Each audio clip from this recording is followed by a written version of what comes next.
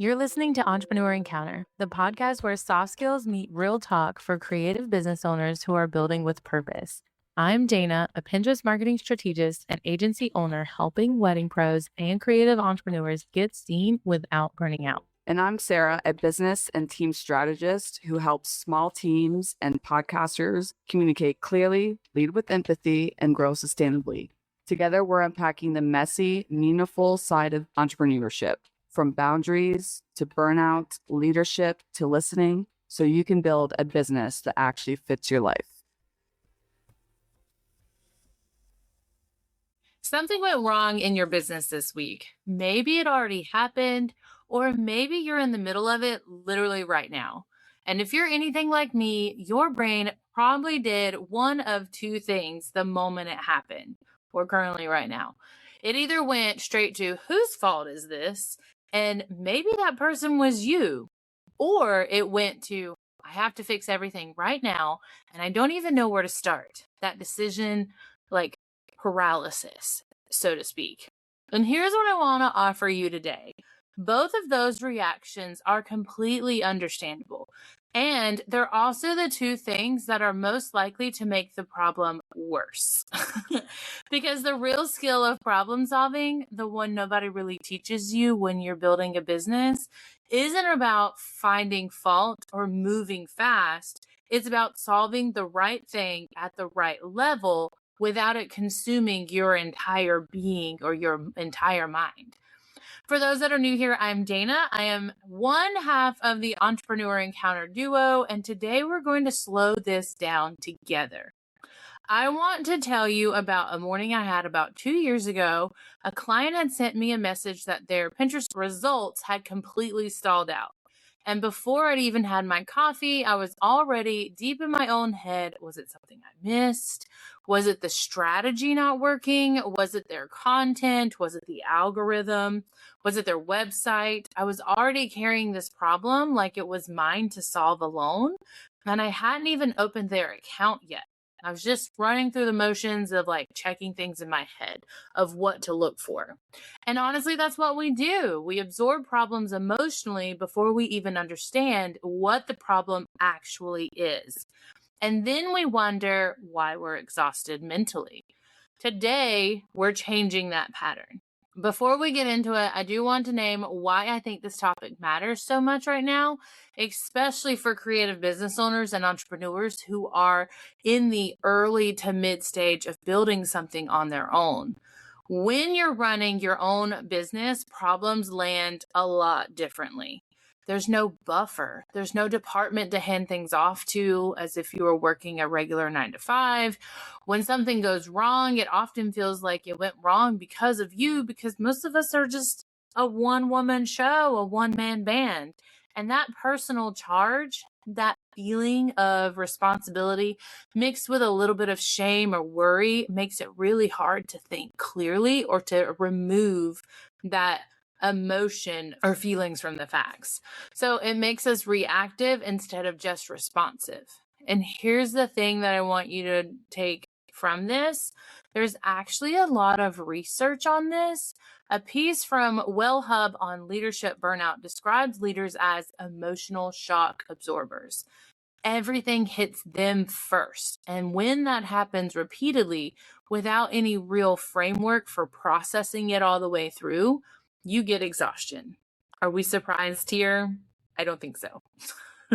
You get reactive decision making. You get leaders who are working incredibly hard, but solving the same problems over and over again. So what we're covering today is really about 4 things. First, why we absorb problems emotionally and what's actually happening when we do. Second, how to move from blame to analysis, which sounds simple, but is generally probably one of the harder skills in business to learn and is something that I am still in full transparency learning myself. Third, how to find the root cause of a problem instead of just treating the symptom that's yelling the loudest. And fourth, and this is maybe the part I'm most excited about, is how to actually teach your team to solve problems instead of escalating everything up to you, because if you're the only one solving problems, that's a problem in itself. Let's start at the very beginning. Why do problems feel so personal when you're leading a business? Part of it is just wiring. When you care deeply about your work, which most of you listening do, otherwise you wouldn't be building this business in the first place, every problem carries a kind of identity weight. And if the launch didn't go well, it's not just a launch issue. It starts to feel like a me issue. If a team member drops the ball, you might feel like it reflects on your leadership. If a client is unhappy, something tightens in your chest before you've even read the full message. There's actually a name for this in leadership research, and writers on leadership burnout have called it the sandwich pressure. You're being pushed from the top by results and from the side by your team's needs, and you become the thing absorbing all of that. And that's not sustainable for the long term. But here's something I've had to learn the hard way, and that's absorbing a problem emotionally and solving a problem are two completely different activities. And you really cannot do both at the same time. The real issue usually isn't that you care too much, it's that there's no separation between feeling responsible and feeling personally implicated. Those are very different things, and the moment you can feel one without the other, your problem solving gets dramatically clear. So, here's an example from my own work. I had a client whose Pinterest account wasn't gaining traction. Month 2, month 3, it still felt pretty flat. And I noticed something in myself. Every time I opened their dashboard, I felt this low hum of anxiety. And because of that anxiety, I kept making small tweaks, changing one pin, adjusting a board description, switching up a keyword. There was lots of activity, but it wasn't actually diagnosing anything. I was just moving things around to feel like I was doing something. That anxiety was driving my behavior, not genuine analysis. And it wasn't until I paused and said, okay, what is actually happening here? Not how do I feel about it, but what is the data actually telling me? Then I found it. Their content itself was the issue. Their pins were beautiful, but the images weren't optimized for Pinterest search. That was it. One root cause. Once I found it, the fix was clear, but I'd spent almost a month solving around it instead of solving it directly. So here's the reflection question for you today. Think about a problem you're currently navigating in your business. Just one. Don't go down the laundry list of things that are wrong. Just pick one problem. And when you think about it, where does your attention go first? To what's wrong, to what caused it, to who caused it, or to how you feel about it? Just notice it. And we'll come back to that later on. Okay, so now we've established that absorbing problems emotionally slows us down. Now let's talk about the specific version of that which I think is most common: blame. Blame goes in two directions. Outward, someone else caused this: a contractor, a client, a platform algorithm, mostly the algorithm. I'm just kidding. Or inward, I should have caught this. I knew better. This is what happens when I try to grow too fast. And both feel like they're doing something useful, like if I can just identify the source, I've made progress. But blame in either direction is actually a holding pattern because it keeps you busy without you actually moving forward. Harvard Business School actually has a useful framing for this, and this research on root cause analysis talks about what they call the failure to ask why syndrome. And it's the tendency to not systemically investigate what actually caused a problem and instead just react to the surface level issue.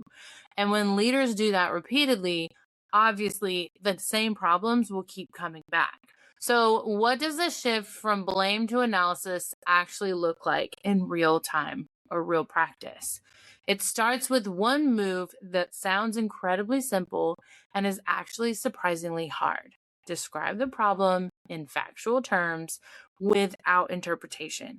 And if you have any children, this one is probably the one that you notice the most, because every time I try to ask my children, well, what happened? What is the problem?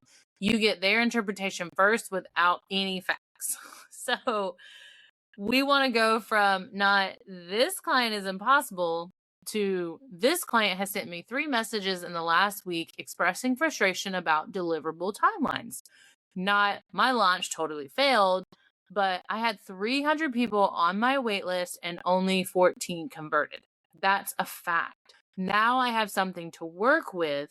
The conversion rate is the problem. That's specific, that's a smart problem, and it's solvable. So, because when you say the launch failed, the problem feels enormous and permanent. When you say, I had a 4.6 conversion rate on my warm audience, now I'm asking a different question. What's typical for this kind of launch? And where in the funnel did we lose people? Those are answerable questions. I work with a lot of creative business owners who come to me convinced that Pinterest just doesn't work for them. I have heard that numerous times, actually, probably too many for me to even count. And when I look at their account or I look at their industry, the issue is almost always one of about four things. They don't have a consistent posting schedule. Their images are not optimized for search. Their boards are too vague, or there's a disconnect between their pin and what they're actually selling. So their pin content doesn't match their website. So the platform isn't broken. There is a specific nameable issue. And once we're able to name it, it stops feeling like a verdict on this marketing platform doesn't work for me. We can make it work for you. So the thing about blame, especially self-blame, is that it actually keeps you stuck in the problem emotionally, and that sometimes is really hard to get out of. An analysis gives you something to do that isn't just spiral out of control into I'm to blame, I can't do this. So the question goes from what went wrong in a vague sense to specifically what happened, when, how often, and where's the pattern. So here's the reflection question for this section. Is there a problem in your business right now that you've been describing in emotional or interpretive language? Words like failing, impossible, broken. What would it look like to describe the same problem in one or two specific factual sentences? Try it. Literally, I want you to pause this episode right now and write it down. I will wait. All right, so we've gotten out of the blame loop. We've described the problem clearly. Now the question is, how do we actually find what's causing it? Because here's the thing, most of the problems that feel really big and recurring in your business aren't actually about the thing you're looking at. They're about something upstream from it. A client emails you frustrated. That's a symptom. The root cause might be that your delivery timeline wasn't clearly communicated up front. Fix the communication and the frustrated emails should stop. A team member keeps missing deadlines. That's the symptom. The root cause might be that they don't have a clear picture of priorities. So when two things compete, they're guessing. Fix the clarity and the deadlines start holding. My favorite symptom, or not my favorite, but one I identify often, your Pinterest traffic keeps dropping.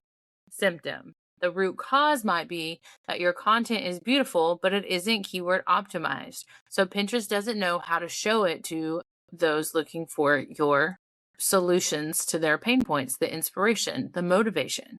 So fix the SEO strategy and the traffic starts recovering. There's a tool that I love for this, and it comes from manufacturing of all places, but it's incredibly useful for a small business leadership. And it's called the 5 Whys. It was developed by Toyota in the 1930s, and it's exactly what it sounds like. When a problem shows up, you ask why 5 times, each answer revealing a deeper layer of the cause until you get to the thing that's actually driving it.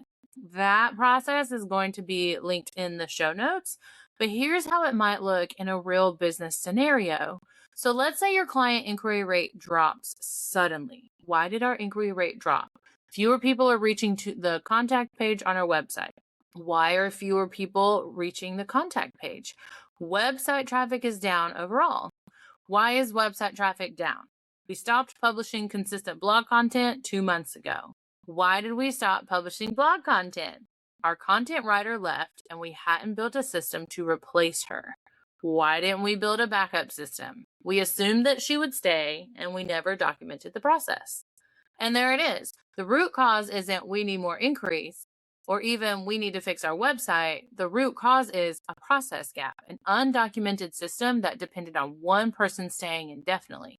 Fix that, and you've actually solved something durable. If you want to try this yourself, Mind Tools has a free, really readable breakdown of the 5 whys technique. And like I said earlier, I'll link it in the show notes. It takes about 10 minutes to read and even less time to use. So one important note about this, when you're doing the 5 whys, the answer to each why should never be a person.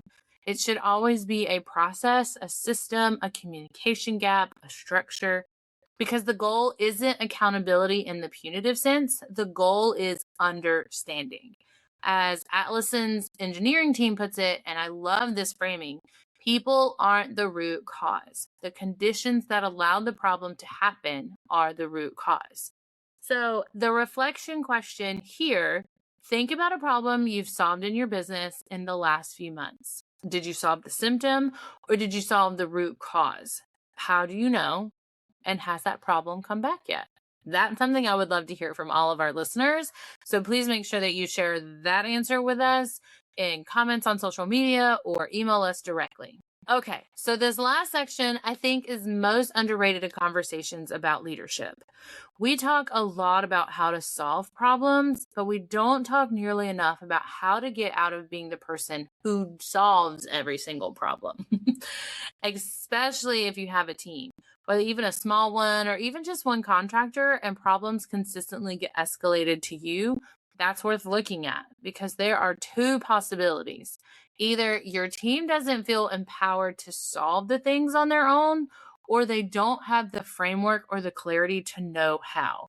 And both of those are actually things that you can address directly. Research on root cause analysis in organizations makes a point that I think applies directly to small business leaders too. And that's when leaders shift the question from who made this mistake to what in our system allowed this to happen, something shifts for the entire team. People stop being defensive and they start getting more curious about what's going on. And it's that curiosity that actually drives improvement overall. So here's a practical shift that you can make this week. The next time a team member brings a problem to you, instead of solving for them, which I know may be difficult, try asking 3 questions before you offer a solution. First, what do you think is causing this? Second, what have you already tried or considered? And third, what would you do if I wasn't available? These questions do something very important. They communicate that you trust the person to think on their own. They also give you information about what their capacity actually is, so you can coach into that rather than just patch the hole yourself. And I want to name something here too as well that might feel a little uncomfortable.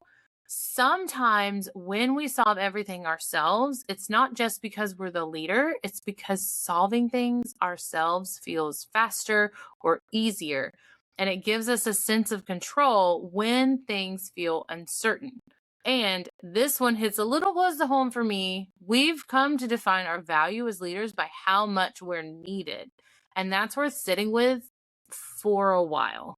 Because problem solving is a skill that you can build in yourself, but it's also a culture that you can build in your team, however big or small the team is.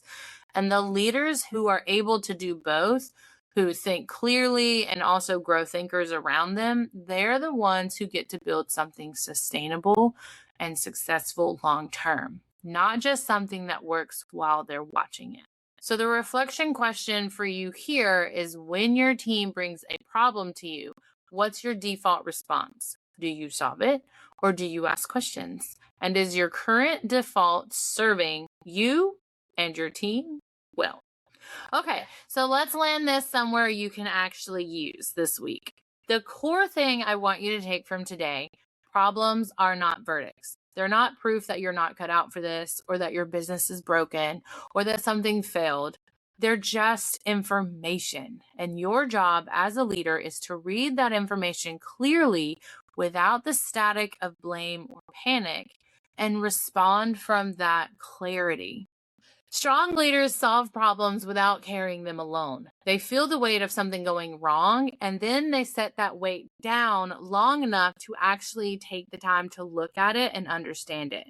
So your action item this week on top of the reflection questions is to take one problem you're currently sitting with in your business, something you've been avoiding or spinning your wheels on, or something that you have noticed keeps coming back again and again. Write it down in one or two specific factual sentences. No emotion, no interpretation, just what is actually happening. Then ask yourself why 5 times and see where you land. You might be surprised how quickly a big, vague problem becomes a small, solvable one. And that is the question I want to leave with you today. Wherever you are right now, it's just a starting point. So thank you so much for spending part of your Friday with me today. This show exists because Sarah and I believe in soft skills. The way we think, the way we lead ourselves and our teams, the way we respond when things get hard matter just as much as the strategy that we are following, maybe even more. If today's episode gave you something useful, I'd love if you would share it with another entrepreneur or business owner in your life. Sometimes the most helpful thing you can do for someone you care about is to send them an episode that makes them feel a little less alone in the hard parts. And if you want to keep going deeper on topics like this, leadership, clarity, and the real work of building something sustainable, our newsletter is where I share the ideas and questions that don't always make it into the episode. So you can find the link in the show notes. We'll be back next Friday. Until then, be patient with yourself when things go sideways. It's not a sign you're doing something wrong. It's just a part of being a business owner. We'll see you next week. You can now follow us on LinkedIn at Entrepreneur Encounter. Thanks for spending time with us today. If something in this episode gave you a fresh perspective, share it with a friend or send us a DM. We love hearing how these conversations land with you. And if you're curious about how soft skills can support your next season of growth, we each have more resources to share. You can find Dana on Instagram at danas.desk.nc for Pinterest strategy and intentional marketing. And Sarah at UR Rembert for team development, business leadership, and podcast support.